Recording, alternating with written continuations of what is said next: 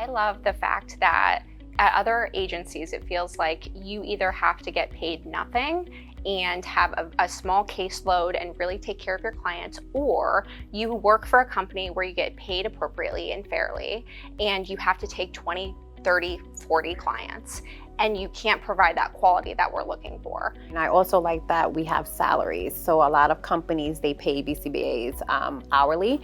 And sometimes if they can't make it to work and they need to make up those hours, their quality of life it interferes with their quality of life, So having a salary, having benefits, having a 401k, all of those things are very important. I don't know of another company. I personally haven't worked for another company where my health insurance is 100% paid for. And it was actually really helpful this year knowing that I was having a baby and knowing that 40% of our family's health insurance was also paid for on top of my health insurance being paid 100%. And it goes in line with our CEO and, talking about access to healthcare, and, he's living it, he's funding that, he's investing in healthcare for our entire company. The high push that we put on our staff to make sure this system works for our clients and works for our staff, it made me motivated to actually do everything that I could to be a great support to the staff members, be a great support for the clients.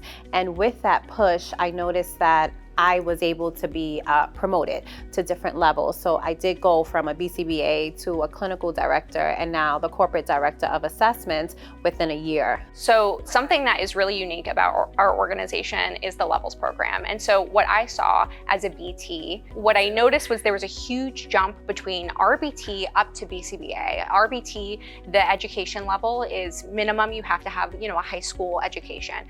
The BCBA, you have to have a master's education. What our organization does is we have a levels program where the RBT is able to grow professionally through level 1, 2, and 3. They have to actually do continuing education credits within the organization through the academy. And then once they're ready, once we get them in their schooling and they go through that process and they become a BCBA, they have to go through a BCBA apprentice or an ABA apprentice process. And then once they're a BCBA, we then have a levels program. So there's this emphasis on continued growth throughout the organization.